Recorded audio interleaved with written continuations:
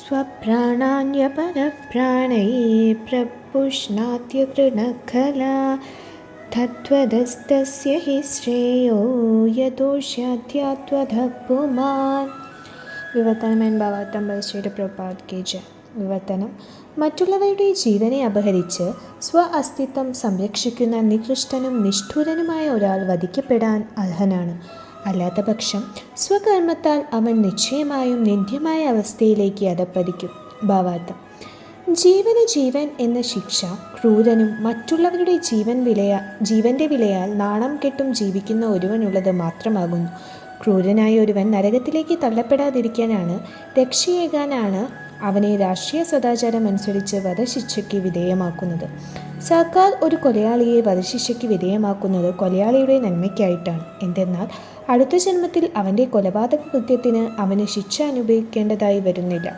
അത്തരം മൃത്യുദണ്ഡന ഒരു കൊലയാളിക്ക് നൽകാവുന്ന ഏറ്റവും കുറഞ്ഞ ശിക്ഷയാകുന്നു. ജീവന് ജീവൻ എന്ന തത്വം അനുസരിച്ച് രാജാവിനാൽ ശിക്ഷിക്കപ്പെടുന്ന വ്യക്തികൾ സ്വർഗപദപ്രാപ്തിയുണ്ടാകുന്ന തരത്തിൽ എല്ലാവിധ പാപങ്ങളിൽ നിന്നും ശുദ്ധമായി തീരുന്നുവെന്ന് സ്മൃതിശാസ്ത്രങ്ങളിൽ പ്രസ്താവിക്കപ്പെട്ടിരിക്കുന്നു.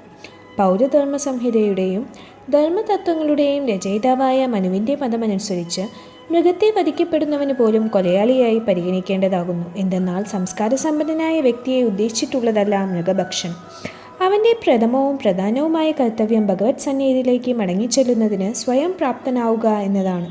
പാപികളായവരുടെ ഭാഗത്തു നിന്നും മൃഗങ്ങളെ വധിക്കാനായി നിരന്തരമായ ഗൂഢാലോചനകൾ നടത്താറുണ്ട്. ആകയാൽ അപ്രകാരം പ്രവർത്തിക്കുന്നവരെയെല്ലാം മനുഷ്യരെ കൊല്ലുന്നതിന് സംയുക്ത ഗൂഢാലോചനകൾ നടത്തി നരഹത്യ നടത്തിയ കൊലയാളികൾക്ക് നൽകുന്ന അതേ ശിക്ഷയ്ക്ക് ബാധ്യസ്ഥരാകുമെന്ന് അദ്ദേഹം അഭിപ്രായപ്പെടുന്നു. അനുവാദം നൽകുന്നവനും മൃഗത്തെ വധിക്കുന്നവനും കൊല്ലപ്പെട്ട മൃഗത്തെ വിൽക്കുന്നവനും മൃഗത്തെ പാകം ചെയ്യുന്നവനും മൃഗഭക്ഷണത്തെ വിതരണം ചെയ്യുന്നവനും അവസാനം അത്തരം പാകം ചെയ്യുന്ന മൃഗമാംസം ഭക്ഷിക്കുന്നവനുമെല്ലാം പ്രകൃതി നിയമത്താൽ ശിക്ഷിക്കപ്പെടാൻ അർഹരാണ്. ലൗകിക ശാസ്ത്രം ഇത്രത്തോളം വികാസം പ്രാപിച്ചിട്ടും ആർക്കും തന്നെ ഒരു ജീവാത്മാവിനെ സൃഷ്ടിക്കാൻ സാധ്യമായിട്ടില്ല. ആകയാൽ ഒരാളുടെ സ്വതന്ത്ര വ്യാമോഹത്തിനനുസരിച്ച് ഒരു ജീവാത്മാവിനെയും വധിക്കാൻ ആർക്കും തന്നെ അധികാരമില്ല. മൃഗഭോജികൾക്കായി ധർമ്മശാസ്ത്രങ്ങൾ നിബന്ധനകൾക്ക് വിധേയമായി മാത്രം മൃഗബലി അനുവദിച്ചിരിക്കുന്നു. അത്തരം അനുമതികൾ നൽകിയിരിക്കുന്നത് കശാപ്പുശാലകൾ തുറക്കുന്നത് തടയാനാണ്, അല്ലാതെ മൃഗവധത്തെ പ്രോത്സാഹിപ്പിക്കാൻ വേണ്ടിയല്ല. ധർമ്മശാസ്ത്രങ്ങളിൽ അനുവദിച്ചിട്ടുള്ള ധർമാനുസൃത മൃഗബലി ബലിയർപ്പിക്കപ്പെടുന്ന മൃഗത്തിനും ബലിയർപ്പിച്ച മൃഗഭോജകനും നന്മ വരുത്തുന്നതാണ്. ബലിപീഠത്തിൽ ബലിയർപ്പിക്കപ്പെടുന്ന മൃഗം തൽക്ഷണം മനുഷ്യജന്മത്തിലേക്ക് ഉയർത്തപ്പെടുന്നു. ആ അർത്ഥത്തിൽ ബലിമൃഗത്തിന് നന്മയുണ്ടാകുന്നു. മാത്രവുമല്ല, മൃഗഭോജികളെ ഘോരതരമായ പാപങ്ങളിൽ നിന്നും രക്ഷിക്കുന്നു. ഭീഭത്സമായ ഘടകങ്ങൾ പരസ്പരം ബന്ധപ്പെട്ട് സംഘടിതമായി പ്രവർത്തിക്കുന്ന കശാപ്പുശാലകളാൽ വിതരണം ചെയ്യുന്ന മാംസം ഭക്ഷിക്കുന്നത് സമൂഹത്തിനും രാജ്യത്തിനും പൊതുജനങ്ങൾക്കുമുള്ള എല്ലാ ഭൗതിക പീഡനങ്ങളെയും വളർത്തുന്നു. ഭൗതിക ലോകം സദാ ഉത്കണ്ഠാഭരിതമായ സ്ഥലമാകുന്നു. മൃഗകശാപ്പുശാലകളെ പ്രോത്സാഹിപ്പിക്കുന്ന വഴി മുഴുവൻ അന്തരീക്ഷവും യുദ്ധം, വിനാശകരമായ മഹാരോഗം, ക്ഷാമം എന്നിങ്ങനെ അനേക വിധങ്ങളായ അത്യാഹിതങ്ങളാൽ അധികകരമായി ദുഷിതമാക്കപ്പെടുന്നു. അപ്പോൾ നമുക്ക് ചുറ്റും സംഭവിക്കുന്ന വിപത്തുക്കൾ എന്തൊക്കെയെന്നാണ്, അതിൻ്റെ കാരണം എന്താണെന്നാണ് ഈ ശ്ലോകത്തിലൂടെ പ്രഭുപാദർ നമുക്ക് പറഞ്ഞു തരുന്നത്. ഭൗതിക ലോകത്ത് സംഭവിക്കുന്ന എല്ലാ കഷ്ടപ്പാടുകളുടെയും അടിസ്ഥാന കാരണം അറിയാതെ മിക്ക സമയത്തും നമ്മൾ ഇങ്ങനെ മല്ലിട്ടുകൊണ്ടിരിക്കുകയാണ്. അതുകൊണ്ട് ഈ ശ്ലോകത്തിൽ അതിൻ്റെ ആ ഒരു കാരണം മനസ്സിലാക്കാൻ ഒരു സൂചന നൽകുന്നുണ്ട്. അതായത് ശ്ലോകത്തിൽ പറയുന്നുണ്ട്, അതായത് നികൃഷ്ടരും നിഷ്ഠൂരവുമായ ആളെപ്പറ്റി പറയുന്നത്, അതാണ് അഗണ്യഹ ഗലഹ എന്ന് പറയാം. പിന്നെ പറയുന്നത് മറ്റുള്ളവരുടെ അസ്തിത്വത്തിൽ ജീവിക്കുന്ന ഒരു വ്യക്തി, പരപ്രാണേഹി, അങ്ങനെ അവൻ സ്വന്തം ജീവിതം നിലനിർത്താണ്, സ്വപ്രാണൻ. അപ്പോൾ അങ്ങനെ നികൃഷ്ടനായ ഒരു വ്യക്തി, അതായത് അഗണ്യഗലഹ, അവൻ മറ്റുള്ളവരുടെ ജീവൻ്റെ വിലയിൽ, അതാണ് പരപ്രാണേഹി, സ്വജീവിതം, അതായത് സ്വപ്രാണൻ, സ്വയം പ്രാണൻ നിലനിർത്തുകയാണ് ചെയ്യുന്നത്. അപ്പം അങ്ങനെയുള്ളൊരു വ്യക്തിക്ക് ശരിയായത് എന്താണെന്നാണ് പറയുന്നത്. വധത്തസ്യഹി ശ്രേയ, അതായത് അവനെ വധിക്കുന്നത് അവൻ്റെ നന്മയ്ക്ക് ഏറ്റവും നല്ലത് എന്നാണ് പറയുന്നത് ഇവിടെ. കാരണം എന്താണെന്ന് വെച്ചാൽ, അങ്ങനെ വളരെ ക്രൂരമായൊരു പ്രവൃത്തി ചെയ്തിട്ടാണ് നമ്മൾ അയാളെ കൊല്ലുന്നതെങ്കിൽ എന്ത് സംഭവിക്കും എന്നാണ് പറയുന്നത്. ദോഷാൽ, അതായത് അവൻ ചെയ്ത ആ പാപത്തിന് പിന്നെ എന്താ പറയുക, യാതി അധപുമാൻ, അവൻ താഴോട്ട് നരകത്തിലേക്ക് തള്ളപ്പെടുന്നു. അപ്പോൾ ഈ ശ്ലോകത്തിൽ ഭഗവാൻ അർജുനനോട് പറയുന്നത്, അതായത് നമ്മൾ പറഞ്ഞു, അതായത് ഉറങ്ങിക്കിടന്ന ദ്രൗപദിയുടെ 5 പുത്രന്മാരെയും അശ്വത്ഥാമാവ് വധിക്കുകയാണ് ചെയ്യുന്നത്. അപ്പോൾ ഇവിടെ അർജുനൻ അവസാനം അശ്വത്ഥാത്മാവിനെ പിന്തുടർന്ന് അശ്വത്ഥാത്മാവിനെ ബന്ധനസ്ഥനാക്കി ഭഗവാന്റെ മുന്നിലും മറ്റു പാണ്ഡവരുടെ മുന്നിലും കൊണ്ടുവരികയാണ് ഇവിടെ. അശ്വത്ഥാത്മാവിന് എന്താണ് ശരിയായ ശിക്ഷ എന്ന് ചർച്ച ചെയ്യുകയാണ് അവർ പരസ്പരം. ഭഗവാൻ അപ്പോൾ അർജുനനോട് പറയാണ്, ഇത്രയും ഒരു നികൃഷ്ടനും നിഷ്ഠൂരനുമായ ഒരു വ്യക്തി അശ്വത്ഥാത്മാവ് എന്താണ് അങ്ങനെ പറയാൻ കാരണം എന്ന് വെച്ചാൽ, ആ ഉറങ്ങിക്കിടന്ന 5 കുട്ടികളെയും ശിരസ് ഛേദിച്ച് കൊല്ലുകയാണ് ചെയ്തത്. അങ്ങനെയുള്ളത് വലിയൊരു പാപമാണ് എന്നാണ് പറയുന്നത്. ഭാവാർത്ഥത്തിൽ പ്രഭുപാദരും അതുതന്നെയാണ് പറയുന്നത്, ജീവന് ജീവൻ എന്നത്. അതായത് നമ്മൾ ഒരാളുടെ ജീവൻ എടുക്കുകയാണെങ്കിൽ മനുസംഹിതയും അതുപോലെ മറ്റുള്ള ശാസ്ത്രങ്ങളും അനുസരിച്ച് ആ വ്യക്തിയെ നമുക്ക് കൊല്ലാം എന്നാണ് പറയുന്നത്. അപ്പോൾ അങ്ങനെ ക്രൂരനായ ഒരു വ്യക്തിയെ നമ്മൾ വധിച്ചില്ലെങ്കിൽ ആ വ്യക്തിക്ക് എന്തുണ്ടാവും? ആ പാപത്തിൻ്റെ ഫലം നരകങ്ങളിലും അങ്ങനെയൊക്കെ പോയി അനുഭവിക്കേണ്ടി വരും എന്നാണ് ഇവിടെ പറയുന്നത്. അങ്ങനെ ക്രൂരനായ ഒരു വ്യക്തിയുടെ നന്മയ്ക്കായിട്ടാണ് നമ്മൾ ആ വ്യക്തിയെ കൊല്ലുന്നത്. ഇതാണ് ഇവിടെ ഭഗവാൻ അർജുനന് പറഞ്ഞു കൊടുക്കുന്നത്. അപ്പോൾ കഴിഞ്ഞ ശ്ലോകങ്ങളിൽ നോക്കിയാലും നമുക്ക് കാണാം ഭഗവാൻ 3 തരത്തിലുള്ള മിഥ്യകളെ കുറിച്ച് പറയുന്നുണ്ട്. മത്ത, പ്രമത്ത, ഉന്മത്ത. പ്രഭാതര മത്ത എന്താണെന്ന് ഇവിടെ പറയുന്നുണ്ട്. അതായത് നമ്മൾ അശ്രദ്ധ, നമ്മുടെ ഇപ്പോൾ ഡേ ടു ഡേ ലൈഫിൽ നമ്മൾ ഒരുപാട് കാര്യങ്ങൾ മറന്നു പോകുന്നു, അല്ലെങ്കിൽ നമുക്ക് ഒരുപാട് മിസ്റ്റേക്കുകൾ പറ്റുന്നു, നമ്മളെന്തെങ്കിലും തെറ്റായിട്ട് വിചാരിക്കുന്നു. അപ്പോൾ അങ്ങനെയുള്ള തെറ്റുകളൊക്കെ നമ്മുടെ എല്ലാവരുടെ ജീവിതത്തിലും നമ്മുടെ നിത്യജീവിതത്തിൽ സാധാരണമായിട്ടുള്ള കാര്യങ്ങളാണ്. അപ്പം അങ്ങനെ നമ്മുടെ ആ ഒരു അശ്രദ്ധ കൊണ്ടുവരുന്ന തെറ്റുകൾ, അതായത് നമ്മൾ വേണം എന്ന് വിചാരിച്ചുള്ളതല്ല, മനഃപൂർവ്വം ചെയ്യുന്ന തെറ്റുകളല്ല, നമ്മുടെ അശ്രദ്ധ കൊണ്ട് മാത്രം വരുന്ന തെറ്റുകളെയാണ് ഈ മത്ത എന്ന് പറയുന്നത്. പിന്നത്തെ ഒരു സ്റ്റേജാണ് പിന്നെ അടുത്തത് പറയുന്നത് പ്രമത്ത. അതായത് പ്രമത്ത എന്ന് പറയുന്നത് ഇങ്ങനെയുള്ള ആ ഒരു അവസ്ഥയിൽ ഒരാൾ അദ്ദേഹത്തിൻ്റെ ആ ഒരു സ്വഭാവം കൊണ്ട്, അതായത് ആ ഒരു ഭ്രാന്തവസ്ഥയിലല്ല, പക്ഷേ എന്തെങ്കിലും ഒരു ആഗ്രഹം കൊണ്ടോ അങ്ങനെ എന്തെങ്കിലും ഒരു മോശപ്രവർത്തനം ചെയ്യുന്നു, പക്ഷേ അദ്ദേഹത്തിന് ആ ഒരു സ്വഭാവമുണ്ട്, അദ്ദേഹം നല്ലൊരു വ്യക്തിയാണ്. അതായത് നമ്മുടെ ഈ ഒരു ലഹരി, നമ്മൾ പലപ്പോഴും എന്തെങ്കിലും ഒരു ആഗ്രഹം കൊണ്ട് അങ്ങനെ മോശമായ കാര്യങ്ങൾ ചെയ്യുന്നു. നമുക്ക് ചുറ്റും നോക്കിയാലും കാണാം ഒരുപാട് നല്ല ആളുകൾ, അതായത് എന്തെങ്കിലും ഒരു സിറ്റുവേഷൻ കൊണ്ട് മോശപ്രവർത്തനങ്ങൾ ചെയ്യുന്നത് നമുക്ക് കാണാം. അങ്ങനെയുള്ള ആൾക്കാരെയാണ് ഈ പ്രമത്ത എന്ന് പറയുന്നത്. അതിനും മുകളിൽ അതിനും ഉയർന്ന തലത്തിലുള്ളതാണ് ഒരു മിഥ്യ പിടിച്ച ആ ഒരു ഭ്രാന്ത് പിടിച്ച അവസ്ഥ, അതിനാണ് ഉന്മത്ത എന്ന് പറയുന്നത്. ആ ഒരു അവസ്ഥയിൽ ആ വ്യക്തിക്ക് അയാളുടെ ആ ഒരു ആഗ്രഹം എന്തു കൊടുത്തിട്ടായാലും നേടണം, ഇത് മാത്രമാണ് അയാളുടെ ഒരു ആഗ്രഹം, ആ ഒരു ആഗ്രഹം മാത്രമാണ് ഉണ്ടാവുക, അതെങ്ങനെയും നേടിയെടുക്കണം. അപ്പോൾ ആ ഒരു ആഗ്രഹം നേടാനായിട്ട് അയാൾ എന്ത് വേണമെങ്കിലും ചെയ്യും. ആ ജീവിതത്തിൽ എന്ത് നഷ്ടപ്പെടുന്നു, എന്തൊക്കെ ഉണ്ടാവണം, അതൊന്നും അയാൾക്ക് പ്രശ്നമല്ല. അപ്പോൾ എന്ത് കൊടുത്തിട്ടായാലും ആ ആഗ്രഹം നേടുക, ആ ഇന്ദ്രിയങ്ങളോടുള്ള ആ ഒരു ഭ്രാന്തമായ ആ ഒരു ആഗ്രഹം, അതാണ് സ്വന്തം ഇന്ദ്രിയങ്ങളെ അങ്ങനെ എന്ത് ചെയ്തിട്ടായാലും തൃപ്തിപ്പെടുത്താനുള്ള ആ ഒരു അവസ്ഥയാണ് ഉന്മത്ത എന്ന് പറയുന്നത്. ഇവിടെ നമ്മൾ നോക്കുകയാണെങ്കിൽ അശ്വത്ഥാത്മാവ് ഈ ഒരു ഉന്മത്ത എന്ന അവസ്ഥയിലാണ്. കാരണം അശ്വത്ഥാത്മാവിന് എങ്ങനെയും ആ പാണ്ഡവരുടെ അടുത്തൊരു മുൻതൂക്കം വേണം എന്ന് മാത്രമാണ് ഉണ്ടാകുന്നത്. പക്ഷേ യുദ്ധക്കളത്തിൽ നോക്കുകയാണെങ്കിൽ ശരിയായിട്ട് പോരാടാൻ പറ്റിയില്ല, ഒരു മുൻതൂക്കവും കിട്ടിയില്ല എന്ന് അറിയാവുന്നതിനാൽ അശ്വത്ഥാത്മാവോടെ നിയമവിരുദ്ധമായ നടപടികൾ സ്വീകരിക്കുകയാണ് ചെയ്യുന്നത്. അങ്ങനെ അവസാനം ഉറങ്ങിക്കിടന്ന പാണ്ഡവരുടെ 5 പുത്രന്മാരെയും ശിരസ്സറുത്ത് കൊല്ലുകയാണ്. ക്ഷത്രിയന്മാർ യുദ്ധത്തിൽ ഏർപ്പെടുമ്പോൾ ഒരുപാട് നിയമങ്ങൾ അനുസരിക്കേണ്ടതുണ്ട്. കാരണം അരയ്ക്ക് മുകളിൽ യുദ്ധം ചെയ്യുക, അരയ്ക്ക് താഴേക്ക് അടിക്കാൻ പാടില്ല, അങ്ങനെ ഒരുപാട് നിയമങ്ങളുണ്ട്. ഇപ്പോൾ മഹാഭാരത യുദ്ധത്തിൽ നോക്കുകയാണെങ്കിൽ പാണ്ഡവരും കൗരവരും യുദ്ധക്കളത്തിൽ ഇങ്ങനെ വളരെ ഘോരമായിട്ട് യുദ്ധം ചെയ്യുന്നു. പക്ഷേ പിന്നീട് ആ ശംഖ് ഊതുമ്പോൾ അവർ യുദ്ധം അവസാനിപ്പിക്കുന്നു, വീണ്ടും സുഹൃത്തുക്കളാകുന്നു, ഒരുമിച്ചിരുന്ന് ഒരു മേശയിൽ നിന്ന് ഭക്ഷണം കഴിക്കുന്നു, അങ്ങോട്ടും ഇങ്ങോട്ടൊക്കെ സംസാരിക്കുന്നു, അതൊക്കെ ഉണ്ട്. അപ്പോൾ പണ്ട് കാലത്തെ യുദ്ധം എന്ന് പറയുന്നത് ചില മതതത്വങ്ങളെ അടിസ്ഥാനമാക്കിയുള്ളതാണ്. പക്ഷേ ഇവിടെ നമ്മൾ നോക്കുകയാണെങ്കിൽ അശ്വത്ഥാത്മാവ് ആ ഒരു ഉന്മത്ത അവസ്ഥയിലായതുകൊണ്ട് ആ മതതത്വങ്ങളെല്ലാം ലംഘിച്ച് ഉറങ്ങിക്കിടന്ന ആ പാണ്ഡവരുടെ 5 കുട്ടികളെയും വധിക്കുകയാണ്. അപ്പോൾ ഭഗവാൻ അർജുനനോട് ശാസ്ത്രങ്ങളനുസരിച്ച് അശ്വത്ഥാത്മാവിനെ കൊല്ലുന്നതിൽ തെറ്റില്ല എന്നാണ് പറയുന്നത്. ഇന്നത്തെ ലോകത്തിൽ ഒരാളെ കൊല്ലുന്നത് അവൻ്റെ ആ ഒരു മൗലികാവകാശം നിഷേധിക്കുന്നതായിട്ടാണ് ഇന്നത്തെ തലമുറ കാണുന്നത്. എന്നാൽ ശാസ്ത്രം അനുസരിച്ച് അങ്ങനെ ക്രൂരനായ ഒരാളെ, മറ്റൊരാളുടെ ജീവൻ എടുത്ത ഒരാളെ കൊല്ലുന്നതിൽ തെറ്റില്ല എന്നാണ് പറയുന്നത്. ഇവിടെ പ്രഭുപാദർ അതുതന്നെയാണ് പറയുന്നത്, നമുക്ക് ജീവനെ സൃഷ്ടിക്കാൻ അവകാശമില്ലെങ്കിൽ നമുക്ക് ജീവൻ എടുക്കാനും അവകാശമില്ല. അതുപോലെ മൃഗങ്ങളെ കൊല്ലുന്നു, ഒരു മൃഗബലി നടത്തുന്നവരെല്ലാം ഇതിൽ ഉൾപ്പെടുന്നു എന്നാണ് പറയുന്നത്. നമുക്ക് ഒരു മൃഗത്തെ സൃഷ്ടിക്കാൻ കഴിയില്ല, ഒരിക്കലും കഴിയില്ല, ആർക്കും കഴിയില്ല. അപ്പം അതുകൊണ്ട് നമുക്കൊരു മൃഗത്തെ കൊല്ലാനും അധികാരമില്ല എന്നാണ് പറയുന്നത്. കാരണം മൃഗങ്ങളെ മനുഷ്യരെ പോലെ വിവേകമുള്ളവർ ഭക്ഷിക്കാൻ പാടില്ല എന്നും പറയുന്നുണ്ട്. പക്ഷേ ഈയൊരു തലമുറയ്ക്ക് അങ്ങനെയല്ല, നമ്മുടെ ഇപ്പോഴത്തെ സൊസൈറ്റിയിൽ അങ്ങനെയല്ല. അതുപോലെ മനുഷ്യൻ്റെ വസ്ത്രധാരണത്തോട് അവർക്ക് അനുകമ്പ തോന്നുന്നു. അപ്പോൾ ഭഗവത്ഗീതയിൽ പ്രഭുപാദർ ഇതിന് ഒരു ഉദാഹരണം പറയുന്നുണ്ട്. ഒരാൾ സമുദ്രത്തിൽ മുങ്ങി മരിക്കുകയാണ്. നമ്മൾ പോയിട്ട് ആ സമുദ്രത്തിൽ മുങ്ങി മരിക്കുന്ന ആളെ രക്ഷിക്കുന്നതിന് പകരം വെള്ളത്തിലേക്ക് ചാടി ഒരു ഷർട്ട് തിരികെ കൊണ്ടുവന്നിട്ട് കാര്യമില്ല.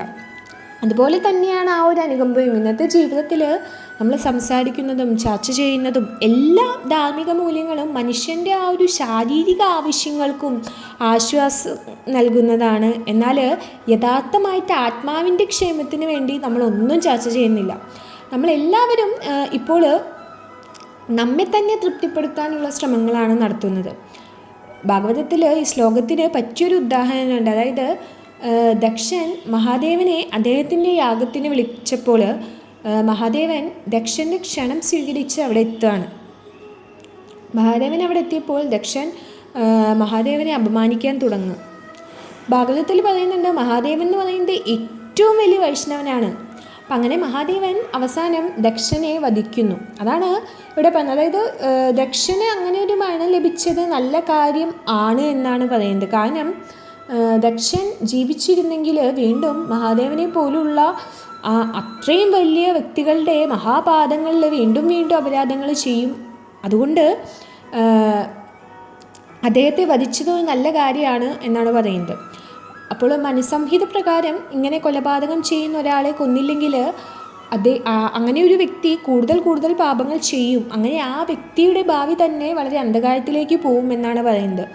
അതുകൊണ്ട് കൊലയാളികളെ രാജാക്കന്മാർ വധിക്കുമായിരുന്നു പണ്ട് കാലത്ത്. അത് ഉചിതമായൊരു ശിക്ഷയായിരുന്നു എന്നാണ് പറയുന്നത്. മഹാദേവൻ ഈ ഒരു അറിവ് അദ്ദേഹത്തിൻ്റെ ജീവിതത്തിൽ എങ്ങനെ ഉപയോഗിച്ചു എന്നാണ് ഇവിടെ പറയുന്നത്. വളരെ ഹീനമായി പ്രവൃത്തി ചെയ്യുന്നപ്പോൾ ഒരാളെ കൊല്ലുന്നതിൽ തെറ്റില്ല. തിരിച്ച് ചിന്തിക്കുകയാണെങ്കിൽ എങ്ങനെയാണ് ഇത്തരമൊരു മോശമായ കാര്യങ്ങൾ സംഭവിക്കുന്നത്? എന്തുകൊണ്ടാണ് ഈ ഒരു ഉന്മത്ത അവസ്ഥയിൽ ആളുകൾ എന്തെങ്കിലും നേടണമെന്ന ഒരു ഭ്രാന്തമായ അവസ്ഥയിൽ അതിൻ്റെ വരായികകളെക്കുറിച്ച് ചിന്തിക്കാതെ പ്രവർത്തിക്കുന്നത്? അപ്പോൾ അങ്ങനെ നമ്മൾ ചിന്തിക്കുകയാണെങ്കിൽ ഭാഗവതത്തിൽ അതിനും ഒരു കഥയുണ്ട്. ഒരിക്കൽ ഭക്ഷണം തേടി കാട്ടിലേക്ക് പോകുകയാണ്. കുറച്ചു നേരം കഴിഞ്ഞപ്പോൾ അയാൾ ക്ഷീണിച്ചു. കൂടാതെ കാടിൻ്റെ ആ ഉള്ളിലേക്ക് പോയിട്ട് ഗ്രാമത്തിലേക്കുള്ള വഴി മറന്നുപോയി, തെറ്റിപ്പോയി. അപ്പോൾ ഈ സമയത്ത് അദ്ദേഹത്തെ ഒരു കടുവ ആക്രമിക്കാൻ വരികയാണ്. അയാളുടെ ജീവൻ രക്ഷിക്കാനായിട്ട് അദ്ദേഹം കഴിയുന്നത്ര വേഗത്തിൽ ഓടാൻ തുടങ്ങി. അപ്പോൾ നമുക്കറിയാം, കാട്ടിൽ പോവുകയാണെങ്കിൽ ഇങ്ങനെ ഒരുപാട് കുഴികളും കിണറുകളൊക്കെ ഇങ്ങനെ ഉണ്ടാവും. അപ്പം അങ്ങനെ ഓടി ഓടി വള്ളിച്ചെടികളും ഇലകളും ഒക്കെ വെച്ച് മൂടപ്പെട്ട ഒരു കിണറ്റിലേക്ക് അദ്ദേഹം വീഴുകയാണ്. അപ്പോൾ ഓടുന്നതിൻ്റെ ഇടയിൽ അതൊരു കിണറാണ് എന്ന് അദ്ദേഹത്തിന് മനസ്സിലായില്ല. അപ്പോൾ ഒരുപാട് കാലമായിട്ട് ഉപയോഗിക്കാത്തൊരു കിണറായിരുന്നു അത്. അതുകൊണ്ട് അതിൻ്റെ ഉള്ളിൽ ഒരുപാട് വള്ളിച്ചെടികളും മരങ്ങളും ഒക്കെ ഉണ്ടായിരുന്നു. താഴെ അങ്ങനെ വീണുകൊണ്ടിരിക്കുന്നതിൻ്റെ ഇടയിൽ അദ്ദേഹത്തിന് ഒരു മരത്തിൻ്റെ ചില്ലയിൽ പിടികിട്ടുകയാണ്. അങ്ങനെ അയാൾക്ക് വളരെ ആശ്വാസമായി. കാരണം താഴെ വീണില്ല, അതുപോലെ തന്നെ വേറെ മുറിവുകളൊന്നും പറ്റിയില്ല എന്ന് വളരെ ആശ്വാസമായി. അപ്പോൾ മുകളിലേക്ക് നോക്കുമ്പോൾ വിശന്ന് പറഞ്ഞ ആ ഒരു കടുവ ഇങ്ങനെ അയാളെ നോക്കിക്കൊണ്ടിരിക്കുകയാണ്.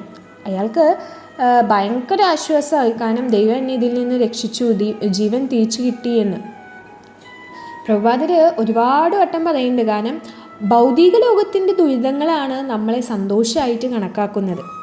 ഒരാൾ വെള്ളത്തിൽ നമ്മൾ മുക്കാണ്, അയാളുടെ ജീവിതം അവസാനിക്കാതാവുന്നത് പോലെ തോന്നും. പക്ഷെ അയാൾ നമ്മൾ ഒരു സെക്കൻഡ് പുറത്തേക്ക് എടുക്കുകയാണെങ്കിൽ അയാൾക്ക് ജീവൻ തിരിച്ചു കിട്ടി എന്നുള്ളൊരു സന്തോഷം. ഈ ഭൗതിക ലോകത്തിലെ സന്തോഷം എന്ന് പറയുന്നതും അതുപോലെ തന്നെയാണ്. താൽക്കാലികമായിട്ടുള്ള ഒരു ദുരിതങ്ങളുടെ ആ ഒരു വിരാമം മാത്രമാണ് നമ്മുടെ ഈ ഭൗതിക ലോകത്തെ സന്തോഷം എന്ന് പറയുന്നത്. ഇവിടെ ഈ കഥയിൽ ഈ ഒരാളും ആ താൽക്കാലികമായിട്ട് ആ കടുവയുടെ കയ്യിൽ നിന്ന് രക്ഷപ്പെട്ടു. ഇയാൾക്ക് അങ്ങനെ സ്വന്തം ജീവിതം തിരിച്ചു കിട്ടിയ സന്തോഷത്തിലാണ്. പിന്നീടാണ് അയാൾ താഴേക്ക് നോക്കുന്നത്. കിണറ്റിൽ വെള്ളമൊന്നുമില്ല, ഒരു വറ്റിയ കിണറായിരുന്നു. പക്ഷേ അടിയിലെന്താ, മുഴുവൻ പാമ്പുകളാണ്. ഇയാളപ്പോൾ വീഴുന്നത് കണ്ട പാമ്പുകൾ തല ഉയർത്തിങ്ങനെ സൗണ്ടൊക്കെ ഉണ്ടാക്കാൻ തുടങ്ങി. അയാൾ വീഴാനായിട്ടിങ്ങനെ ആകാംക്ഷയോടെ കാത്തിരിക്കുകയാണ് ആ പാമ്പുകളടിയിൽ.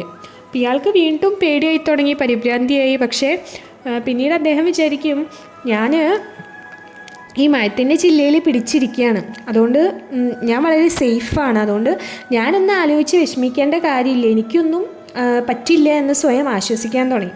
പക്ഷേ നമ്മളിപ്പോൾ നോക്കുകയാണെങ്കിൽ നമ്മുടെ ജീവിതവും ഇങ്ങനെ തന്നെയാണ്. അതായത് ജീവിതത്തിൽ ഒരുപാട് കഷ്ടപ്പാടുകൾ വരുമ്പോൾ നമ്മൾ കഷ്ടപ്പാടിൽ നിന്ന് എങ്ങനെ പുറത്തു കടക്കണം എന്നറിയാതെ വരുമ്പോൾ വിചാരിക്കും, നമ്മളെന്ത് വിചാരിക്കും, ഈ കഷ്ടപ്പാടുകളൊക്കെ നമ്മുടെ ജീവിതത്തിൻ്റെ ഒരു ഭാഗമാണ്.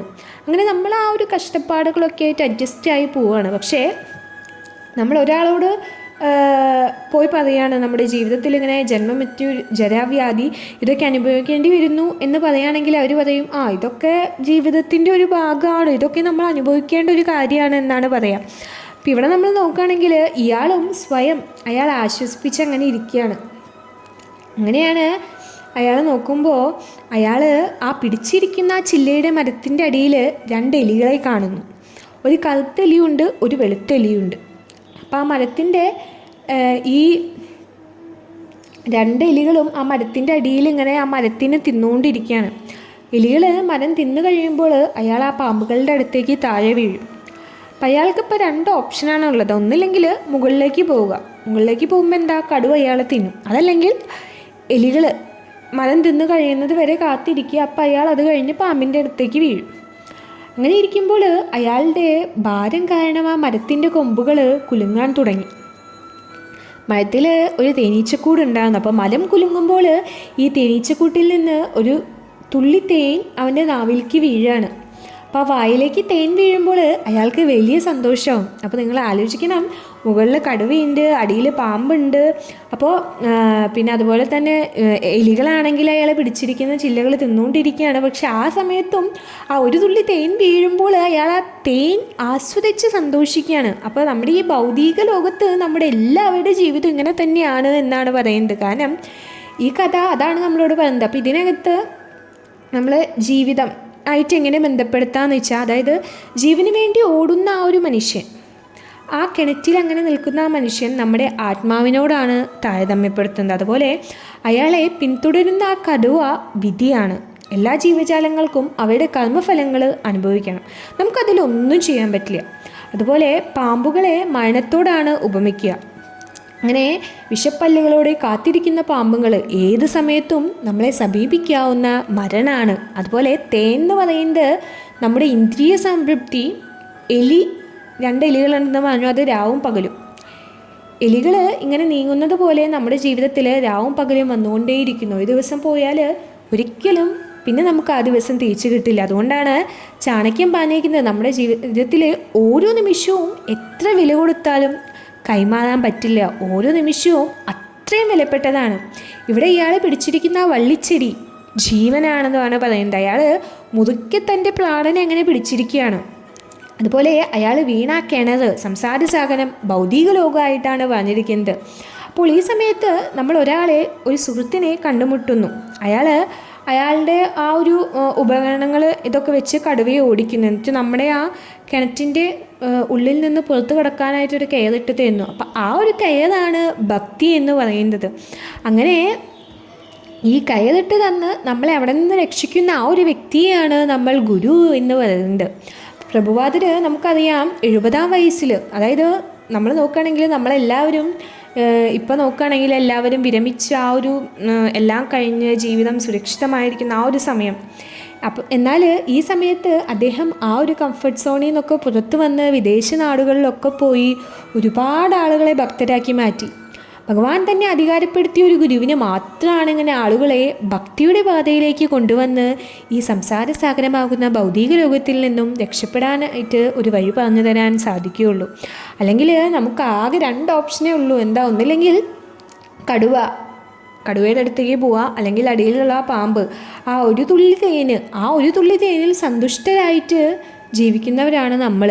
ഇവിടെ പ്രഭുപാദർ ഈ ഒരു സന്തോഷ സാഗരത്തിലേക്ക് പോകാനുള്ള വഴിയാണ് നമുക്ക് തരുന്നത്. എന്തുകൊണ്ടാണെന്ന് വെച്ചാൽ നമ്മൾ ഈ ഭൗതിക ലോകത്ത്, അതായത് ഇത്രയും ആസക്തി, നമ്മുടെ ആഗ്രഹങ്ങൾ വളരെ, നമ്മളെല്ലാവർക്കും ഒരുപാട് ആഗ്രഹങ്ങളുണ്ട്.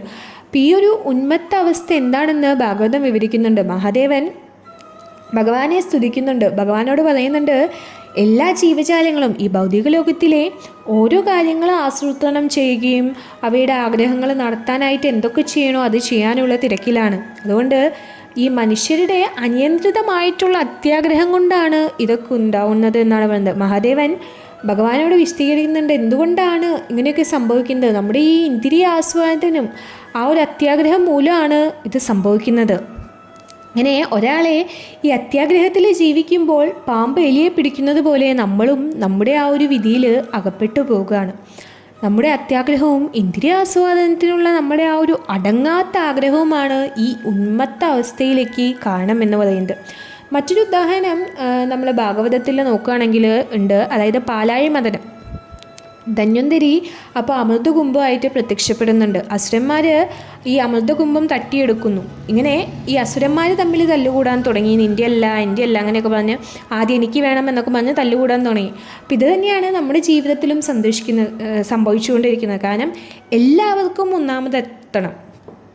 പ്രഭുപാദർ ഇത് അസുരന്മാരുടെ ഒരു ലക്ഷണമാണ് എന്നാണ് പറയുന്നത്. കാരണം അവരാണ് എപ്പോഴും ഒന്നാമതാവാനും അതുപോലെ ഒരിക്കലും തൻ്റെ ആവശ്യങ്ങളിൽ തൃപ്തരാവില്ല, എപ്പോഴും അത്യാഗ്രഹികളായിരിക്കും ചെയ്യും.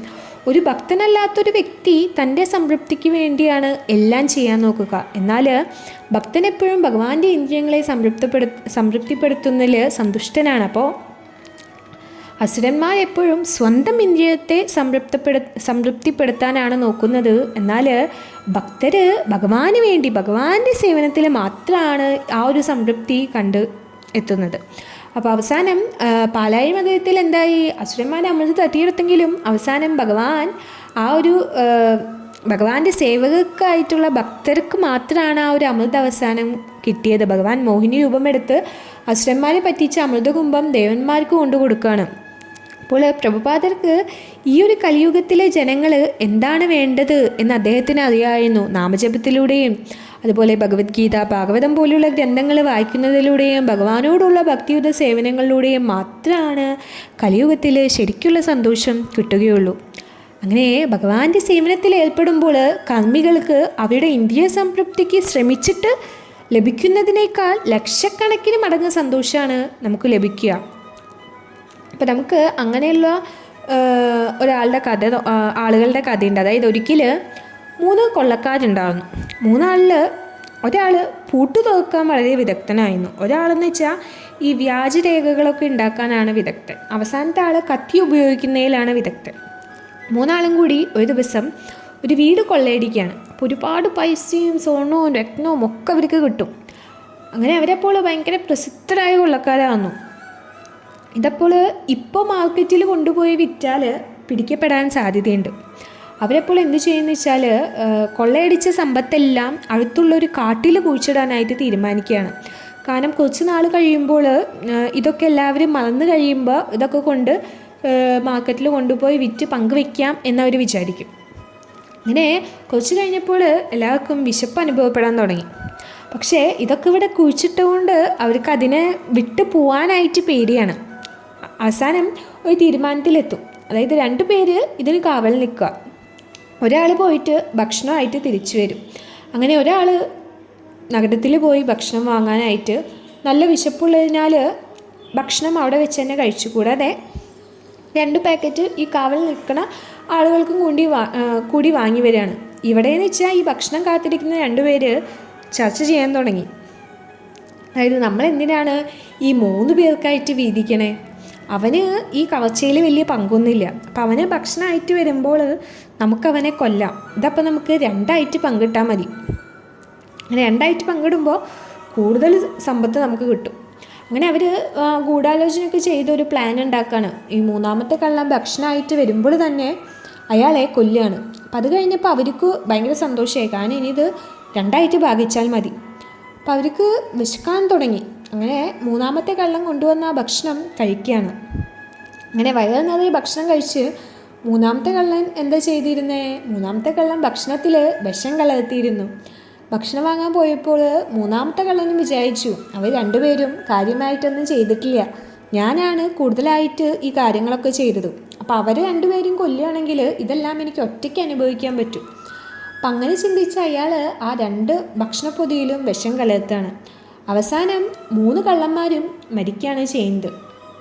ഇന്ദ്രിയാസ്വാദനത്തിൽ മുഴുകി അത്യാഗ്രഹികളായ ആത്മാക്കളുടെ ഗതി എന്താണെന്നാണ് ഇവിടെ പറയുന്നത്.